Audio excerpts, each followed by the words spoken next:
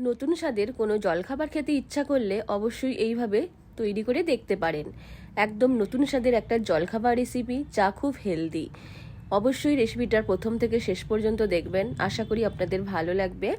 ভালো লাগলে like, share এবং কমেন্ট করতে ভুলবেন না। আর আমার চ্যানেলটিকেও সাবস্ক্রাইব করতে ভুলবেন না।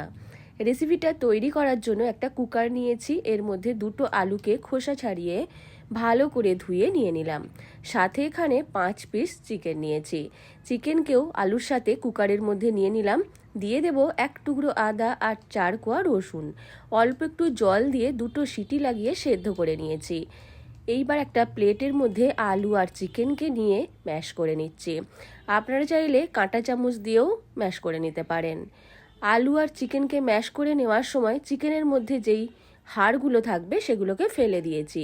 এর মধ্যে দিয়ে দিলাম পেঁয়াজ কুচি, কাঁচা লঙ্কা কুচি, ধনে পাতা কুচি আর দিয়ে দেব প্রায় 1.5 চামচ মতো পাতিলেবুর রস।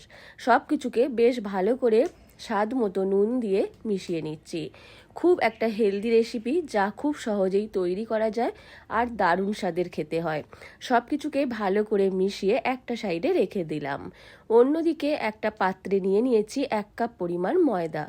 পরিমাণ মতো নুন আর সাদা তেল দিয়ে ভালো করে ময়দাটার সাথে মিশিয়ে নেওয়ার পর হালকা গরম জল দিয়ে ময়দাটাকে মেখে নেব। যেভাবে আমরা রুটি পরোটার জন্য মেখে নিই সেভাবেই মেখে নিতে হবে। এইবার মেখে নেওয়ার পর রুটির সাইজে যেভাবে লেচি কাটি সেইভাবে লেচি কেটে গোল করে নিয়ে ময়দা ছড়িয়ে বেলে নেব। রুটির সাইজেরই এটাকে বেলে নিচ্ছি। বেলে নেওয়ার পর আগে থেকে যেই পুর তৈরি করে রেখেছিলাম একটা সাইডে দিয়ে দেব পুর। চিকেন আর আলুর পুর দিয়ে দিচ্ছি।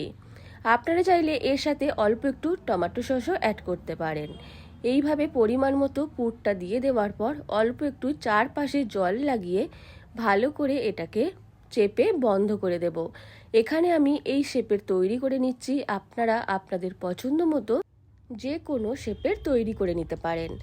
আর এই রেসিপিটা তৈরি করতে খুব কম সময় লাগে আর ভাজতেও খুব কম পরিমাণ তেল লাগে। এটাকে রেডি করে নিয়ে নিলাম। সেম প্রসেসে বাকিগুলোকেও ঠিক এইভাবে তৈরি করে নিয়ে নেব। এইবার একটা কড়াই বসিয়ে কড়াইয়ের মধ্যে সাদা তেল গরম করতে দিয়েছি।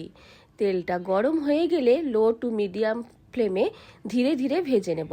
হাই ফ্লেমে ভাজবেন না, ধীরে ধীরে ভেজে নিলে তাহলে এটা ওপর থেকে খুব খাস্তা হবে।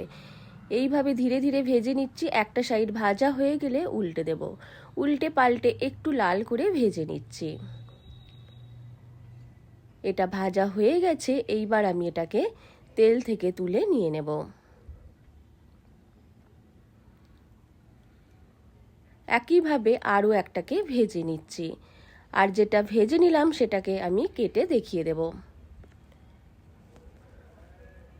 কাটার সময় বুঝতে পারবেন এটা অনেকটা খাস্তা হয়েছে।